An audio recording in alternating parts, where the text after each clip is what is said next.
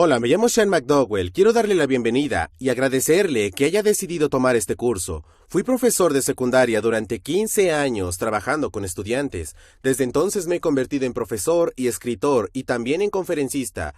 Durante mucho tiempo no estuve dispuesto a hablar sobre este tema de la homosexualidad, pero se ha vuelto algo tan frecuente en nuestra cultura que sentí que había llegado la hora de hablar sobre esto y tratarlo de hacer con amor y tacto. Así que estoy muy contento de tenerle aquí, porque vamos a tener una muy buena experiencia juntos, vamos a prepararnos para responder con honestidad, pero también con gracia a este importante asunto. Y esto es lo que vamos a ver. En primer lugar, vamos a fijarnos en algunas cuestiones preliminares. Por ejemplo, si se trata de un tema relacionado con el Evangelio, ¿está el Evangelio en juego con todo esto? ¿O simplemente es una cuestión secundaria en esto? En segundo lugar, vamos a ver temas de si los pecados son iguales. ¿Es la homosexualidad el pecado abominable? También vamos a analizar otras cuestiones preliminares, como por qué la gente ha adoptado la visión revisionista. Así que vamos a tomarnos algún tiempo para sentar las bases de esta discusión y enmarcar el tema. Y luego vamos a entrar directamente y veremos concretamente la evidencia bíblica. Vamos a ver los pasajes, comenzando con Génesis 1 y Génesis 2. Vamos a trabajar en el tema de Sodoma y Gomorra. ¿Tiene alguna relevancia para el día de hoy? ¿Y qué hay del pasaje de Levítico? ¿Qué pasa con Romanos y Primera de Corintios 6? Vamos a estudiar estos textos y veremos algunas objeciones comunes a los pasajes, tomándonos el tiempo necesario para resolverlas. Y por último, vamos a hablar sobre algunas objeciones y preguntas frecuentes que tiene la gente, incluyendo un montón de situaciones prácticas concretas en las que tal vez podría encontrarse. Al final de todo, voy a ofrecer algunos consejos prácticos y pasos sobre cómo avanzar y qué hacer a partir de aquí.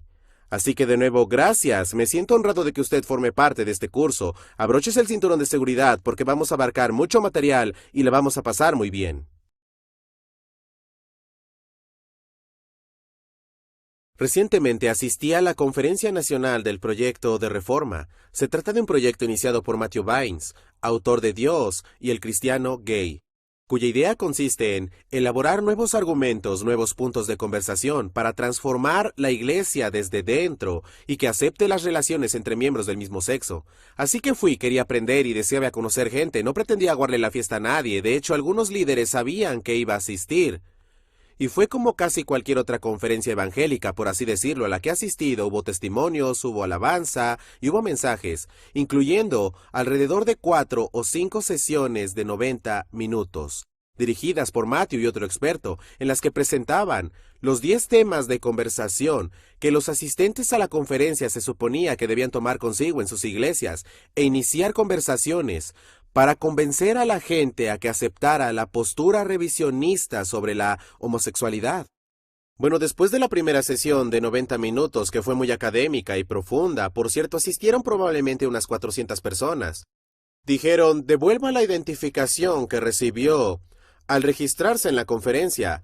Va a dirigirse a una sala que tenemos preparada y allí podrá practicar estos temas de discusión con otra persona mediante un juego de rol. Me acuerdo que estaba ahí sentado y pensé, muy bien, esto será interesante, no me apunté para esto, pero ¿por qué no? Así que me fui a una de las aulas, y había entre 15 y 20 personas alineadas formando una especie de U en 2 filas de pupitres frente a una pizarra blanca en la parte delantera. Y la responsable se puso de pie y dijo, vamos a hacer un juego de rol con estos temas de discusión y a practicar para que cuando vuelvan a casa tengan estas conversaciones, pero será útil si cada persona de aquí comparte su experiencia, por qué se preocupa de este movimiento y por qué está aquí en esta conferencia. Recuerdo que estaba ahí sentado pensando, desde luego, no me inscribí para esto. Bueno, afortunadamente de entre las 15 y 20 personas yo estaba sentado cerca de la última parte del grupo. Así que número 1, tuve tiempo de orar acerca de cómo sería una respuesta piadosa. Y en segundo lugar, tuve tiempo de pensar en lo que querría decir exactamente. Bueno, antes de que llegara mi turno, estaba muy claro que yo era la única persona en esa sala que mantenía una visión tradicional de la sexualidad. Y le diré esto, aunque bíblicamente veo la cuestión de forma muy distinta a la gente que había en el aula, algunas de las historias eran desgarradoras. Una joven compartió cómo salió del armario ante sus padres y estos la echaron de casa. Un joven compartió cómo había salido del armario delante de su pastor de jóvenes y éste respondió sin tacto, sin amor, diciéndole básicamente que ya no era bien recibido ahí. De hecho, un hombre que estaba unos 2 puestos delante de mí, de unos 70 y tantos años, compartió brevemente cómo toda su vida había sentido atracción hacia personas de su mismo sexo y que su experiencia le había provocado vergüenza y culpa, y que apenas algunas semanas antes lo había compartido con su madre. ¿Puede imaginarse lo que es cargar con eso tanto tiempo en su vida? Bueno, finalmente llegó mi turno, así que me volví hacia ellos y dije: hola, mi nombre es Sean McDowell, y soy profesor en la Universidad de Biola. Al instante, en cuanto mencioné dónde enseñaba, entendieron que quizá no era la clase de persona que estaría en sintonía con lo que era todo aquel proyecto. Alrededor de la mitad de ellos se volvió y me miró diciendo: un momento, ¿quién dejó entrar a este tipo? Y les dije: si conocéis el lugar donde digo que doy clases, probablemente sabré en que me posiciono en donde vosotros queréis, teológicamente hablando. Y continué: pero quiero leerles algo. Había entregado un paquete de adoración a todos los asistentes a la conferencia. Y en la parte frontal del paquete de adoración decía: aquí eres bienvenido, eres amado y aceptado donde quiera que te encuentres en tu viaje vital. Y se los leí a ellos. Hice una pausa y dije: ¿esto se aplica a mí? Y adivinen qué pasó. Tuvieron que decir que sí. Tenían que hacerlo, de lo contrario se habría demostrado que tienen una falsa visión de la tolerancia y en realidad fueron muy tolerantes. Y dije después: estoy aquí porque quiero ver de qué se trata este proyecto. Quiero entenderlo desde adentro, quiero encontrarme con alguno de ustedes y ponerle cara a este asunto y ser racional. Yo también estoy aquí igual que ustedes y creo que la forma en que Jesús enseña acerca de esto, lo que la Biblia enseña acerca de esto, aunque discrepemos de manera significativa. Pero quiero que sepan una cosa: se acusa a las personas como yo, que sostenemos un punto de vista, de estar llenas de odio, de ser intolerantes y homófobas. Pero quiero que sepan algo: hay personas que discrepan de ustedes seriamente en cuestiones teológicas relativas a este asunto, pero que se preocupan por ustedes y que los aman como seres humanos. Y dejé reposar mis palabras. Amigos, al hablar sobre este tema de la homosexualidad, debemos darnos cuenta de que hay personas realmente involucradas. No se trata solamente de un asunto, sino de seres humanos que están dentro y fuera de la iglesia. Necesitamos abordarlo bíblicamente, pero también con una profunda compasión.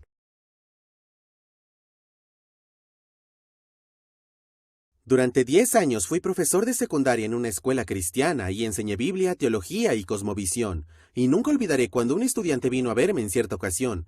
Lo había tenido como estudiante de primer año, ahora cursaba el segundo y durante mi hora del almuerzo entró a mi despacho, parecía llevar el peso del mundo sobre sus hombros. Entró y dijo: señor McDowell, ¿podemos hablar? Yo dije: claro. Y él respondió, dijo: tenemos que hablar porque siento que estoy perdiendo mi fe. Recuerdo que paré y dije: ¿qué es lo que sucede? ¿Qué quieres decir con perder tu fe? Resulta que la noche anterior, navegando por internet, había entrado en un chat de ateos. De hecho, le había invitado el presentador de un programa ateo de entrevistas para que fuera el cristiano con el que meterse. Durante una hora este individuo le lanzó a mi estudiante toda clase de objeciones y al final su fe se vio sacudida. Dijo: ¿puede ayudarme? Y respondí: haré lo que pueda. Así que durante los siguientes meses venía a verme a la hora del almuerzo, en la mañana, después de clase, hacía preguntas del diseño inteligente, la fiabilidad de la Biblia, el problema del mal, y luego finalmente dejó de venir. Así que fui, lo encontré a la hora del almuerzo y dije: oye, estábamos teniendo conversaciones geniales. Dejaste de venir, ¿qué pasó? Y contestó: ¿sabes qué? Respondió mis preguntas. Estoy listo. Me sentí increíble y me apunté al tanto. Avancemos rápidamente hasta su último año, 2 años más tarde, estábamos a comienzos de curso. Como ese retiro que da paso a la escuela, el pastor estaba predicando afuera junto al fuego y hablaba sobre el perdón. Decía: estudiantes, pueden irse si quieren, o pueden quedarse y continuar orando. La mayoría se marchó, pero vi a este estudiante sentado alrededor del fuego, orando, así que fui hacia él, y me di cuenta que estaba llorando. Le dije: hola, ¿qué hay? Y se rehizo, ya que estaba llorando bastante. Le pregunté: ¿qué sucede? Él dijo: ¿se acuerda cuando acudió usted con las preguntas sobre Dios? Por supuesto. Y dijo: bueno, la verdad, deseaba que no las respondiera. Esa afirmación me pilló desprevenido. ¿Por qué? Y amigos, dijo algo que nunca olvidaré. Dijo: porque soy gay. Y luego hizo una pausa. Recuerdo que pensé: ¿qué tenía que ver con eso? Entonces me dijo: lo cierto es que no puedo seguir viviendo, porque mi vida es un infierno en vida. No puedo morir, porque si lo hago, creo que iré al infierno. Me senté allí mismo con este chico de 17 años y pensé: Dios mío, su sexualidad y su comprensión sobre quién es son tan profundas que esté pensando en quitarse la vida.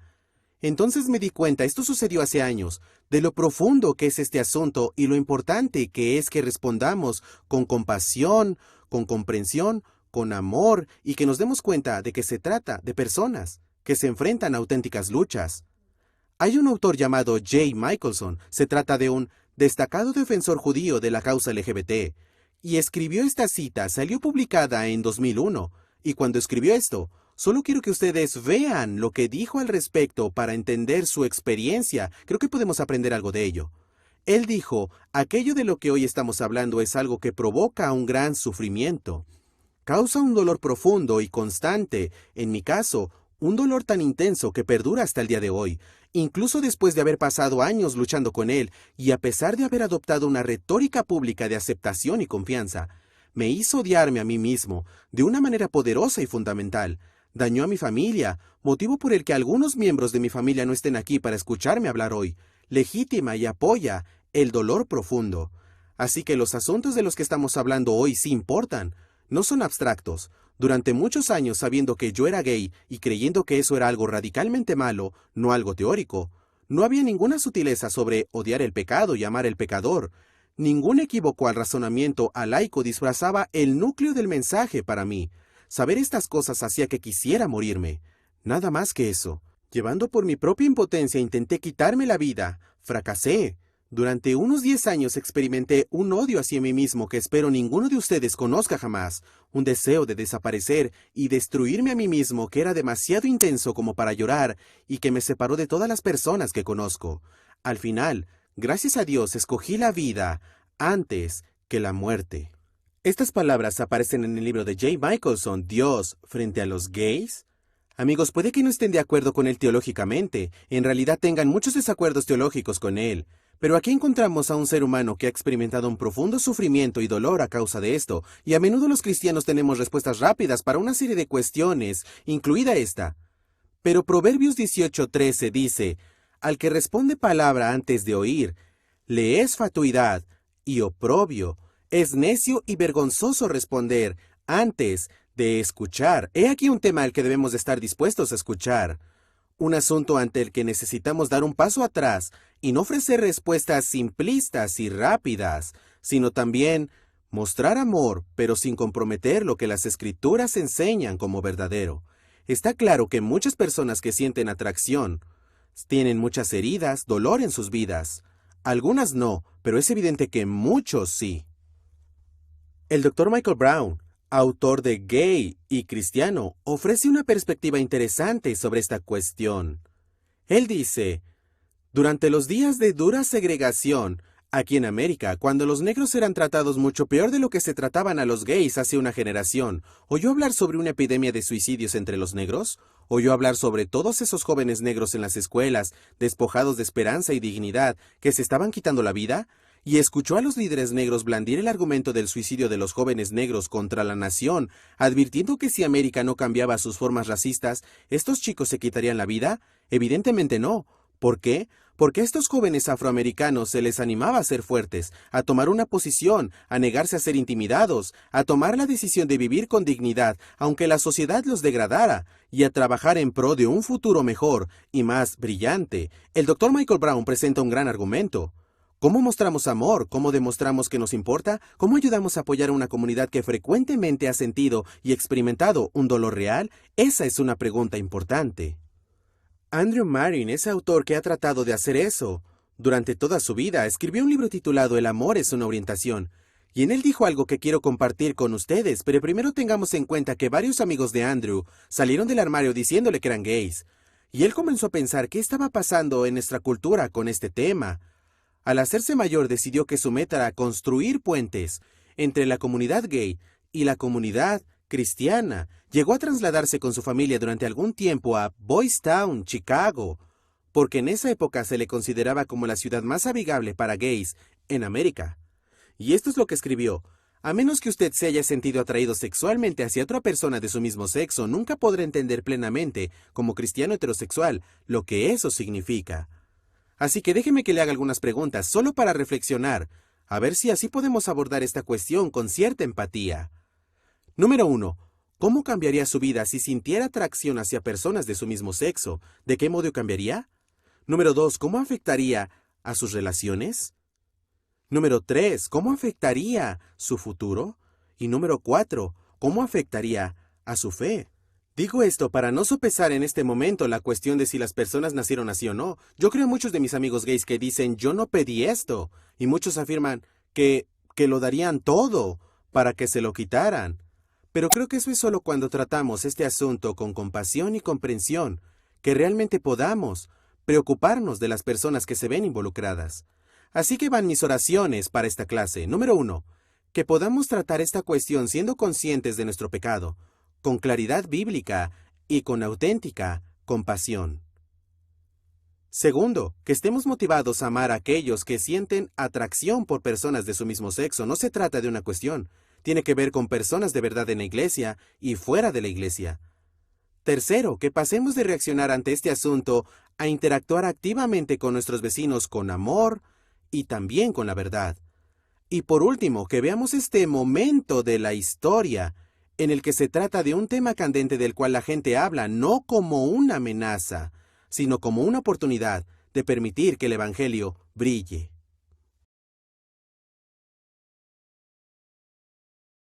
En el momento en que saltamos y comenzamos a discutir el tema de la homosexualidad, uno de los contraataques que recibimos es ¿por qué los cristianos siempre están dando una paliza con este asunto? ¿Por qué centrarnos?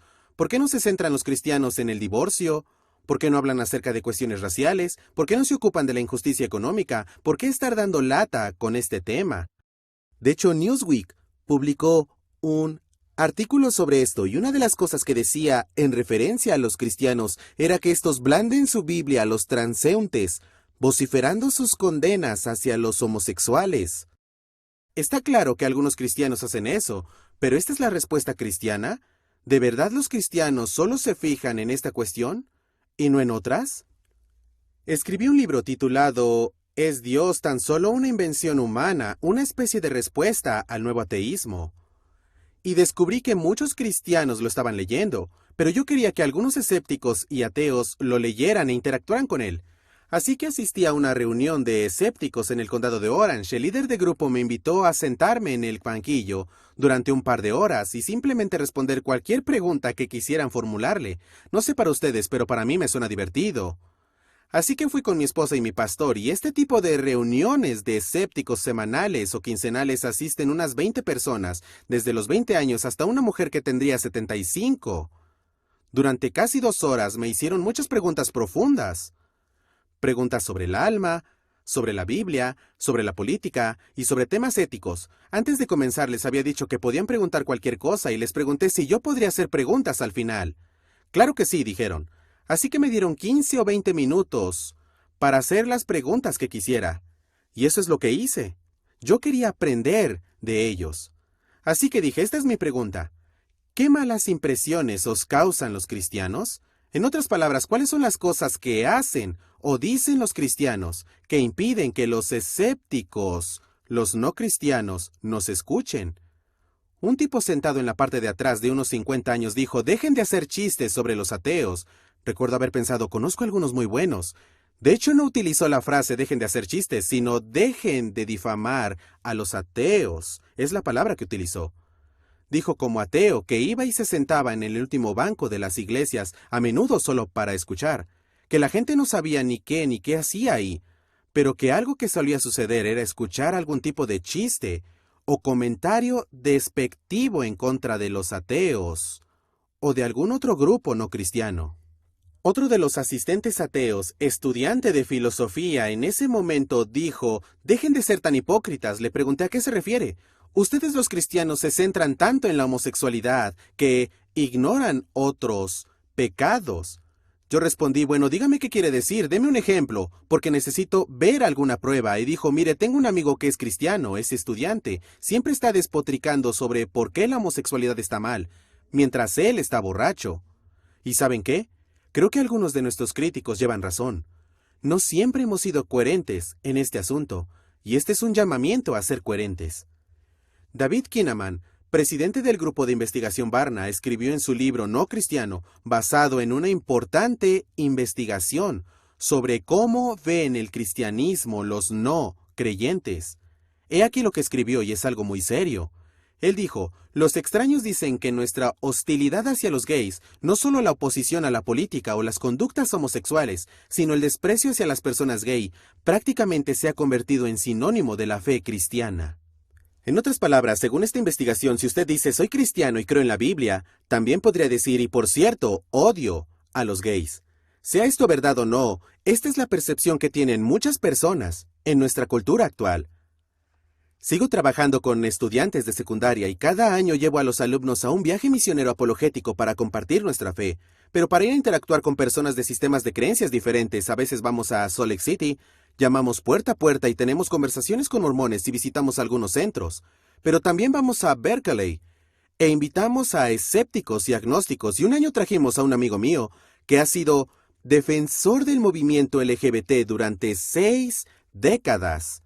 Se trata de un pastor episcopaliano que se hizo ateo y es gay.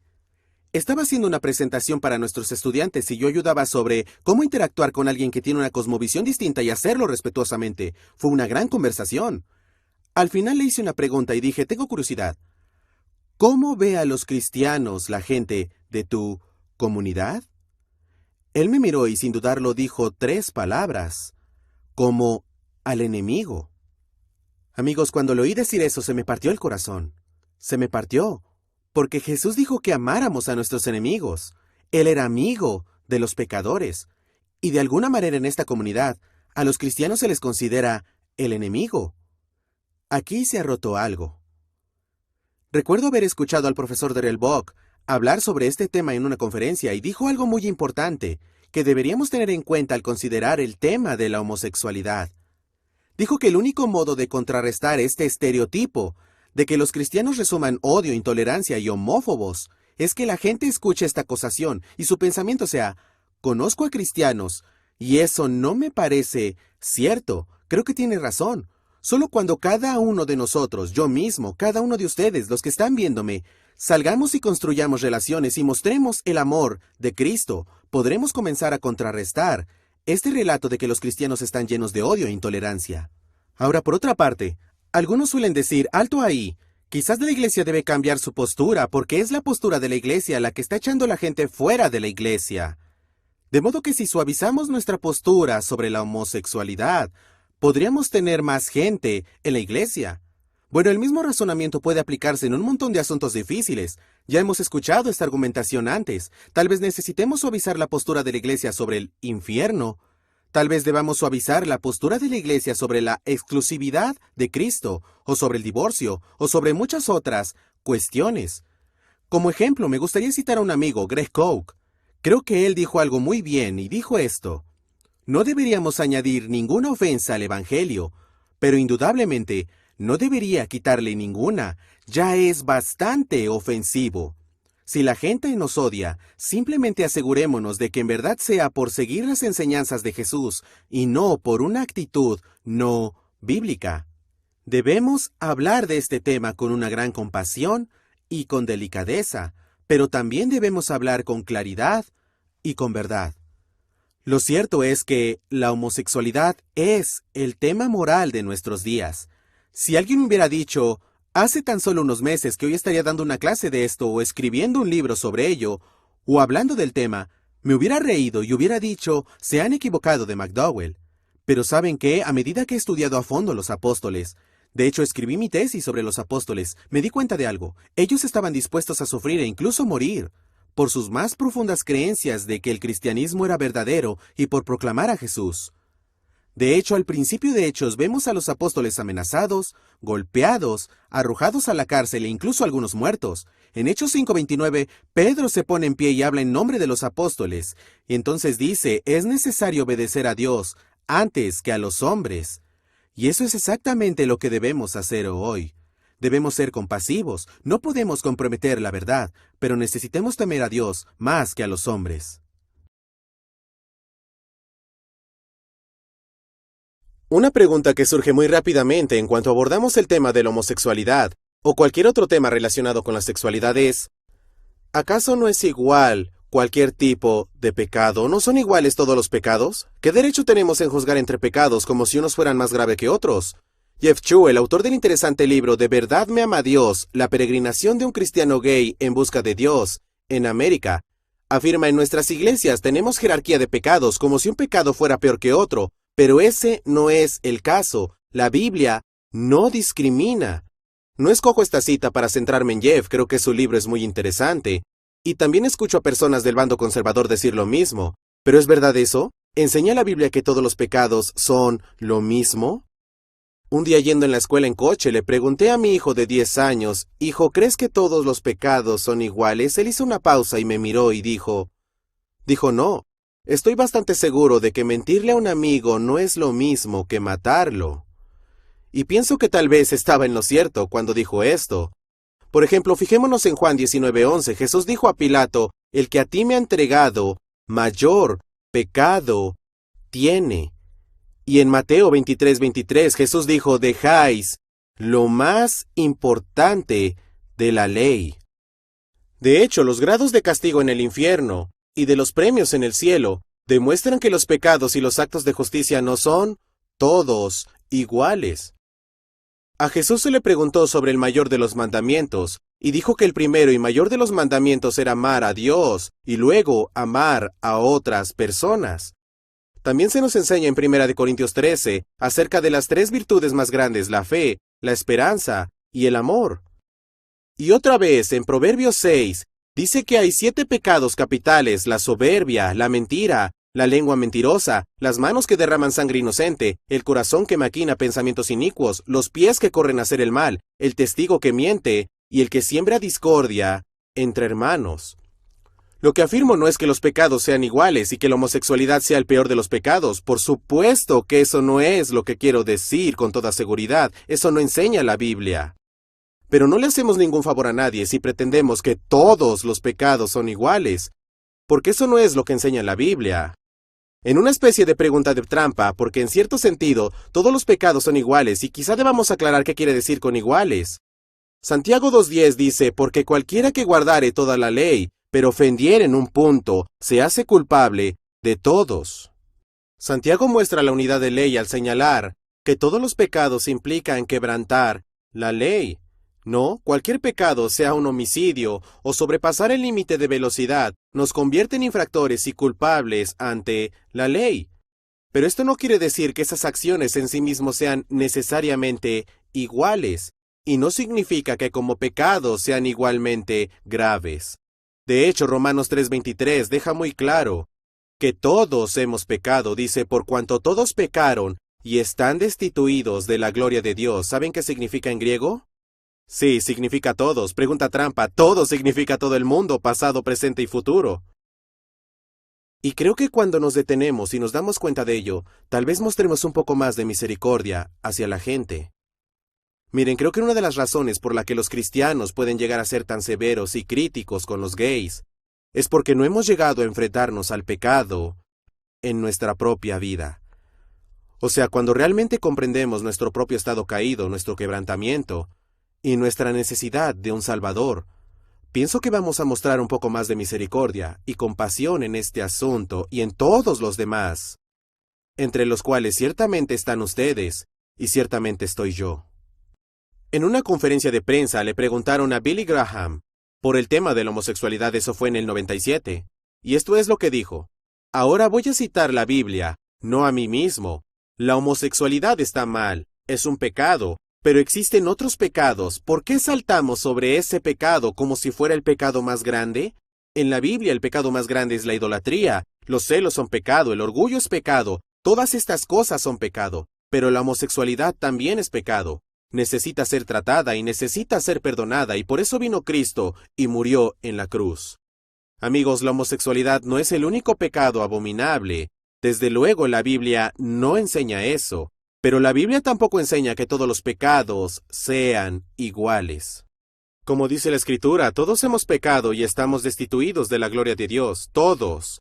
Necesitamos la gracia salvífica que procede de Jesús, y cuando experimentemos eso en nuestra propia vida, seremos mucho más misericordiosos hacia las personas por el pecado en sus vidas. Así que tal vez ha llegado el punto en la clase que sería bueno detenernos y reflexionar, y quizás orar, y pedirle a Dios que nos revele nuestro pecado, quizás pedirle que rompa nuestro corazón, y pedirle específicamente que nos dé misericordia, para que podamos aprender de este material y en última instancia mostrarnos más amorosos hacia las personas y ser el tipo de embajadores que Jesús quiere que seamos.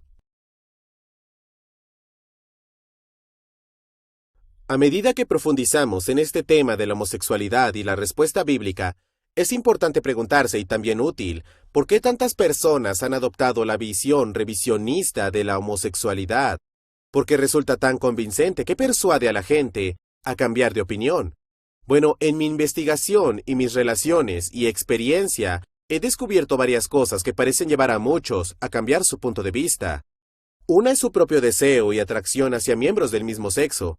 Muchas personas que crecen en la iglesia y que generalmente durante su adolescencia empiezan a darse cuenta de su deseo hacia personas que los impulsan a volver y reconsiderar la evidencia bíblica, y muchos acaban diciendo que sienten que Dios y las Escrituras están a favor. Un ejemplo de ello sería Matthew Vines, autor de Dios y el cristiano gay, donde cuenta su historia sobre cómo creció en un hogar cristiano, en el seno de una familia evangélica, conservadora, en el corazón de América, en Kansas, y que cuando fue a Harvard, comenzó a lidiar y a comprender realmente que sentía atracción hacia personas del mismo sexo y a considerarse gay. Dice que abandonó la escuela, regresó a su casa durante 2 años, vivió con sus padres y leyó todo lo que caía en sus manos relacionado con este tema, para concluir finalmente que la Biblia solo condena cierto tipo de relación entre personas del mismo sexo, no lo que observamos hoy en día. Otro ejemplo sería Justin Lee, director de la Red Cristiana Gay y autor del libro Desgarrado, una obra muy interesante. En ella describe cómo creció en un hogar evangélico y después, en algún momento de su adolescencia, empezó a sentir atracción de su mismo sexo. Dice que cuando estaba creciendo la gente le llamaba chico de Dios porque intentaba evangelizar a todo el mundo, entregado por completo a esta cosmovisión, pero cuando él mismo sintió esta atracción, tuvo que repensarlo y estudiar atentamente lo que la Biblia enseñaba sobre esto, y se puso del lado de los revisionistas. Un segundo motivo por el que creo que muchos adoptan la postura revisionista es debido a su interacción con cristianos gays. Mucha gente, como James Brownson, autor de Biblia, Género y Sexualidad, describe cómo un miembro de la familia le hizo reconsiderar el asunto teológicamente y cambiar su punto de vista. Kathy Baldock, autora de Caminando por el Cañón sin Puentes, lo hizo por algunos amigos y conocidos. David Goshen, en su libro Cambiando Nuestra Opinión, cuenta que fue su hermana la que, una vez este asunto se convirtió en algo personal, le hizo repensar esta cuestión teológicamente. Y una de las 4 hijas del especialista del Nuevo Testamento, Luke Timothy Johnson, se declaró lesbiana. Y le dejó muy claro este asunto. Déjeme que lo cite extensamente, pero no se despisten porque se trata de un argumento sólido.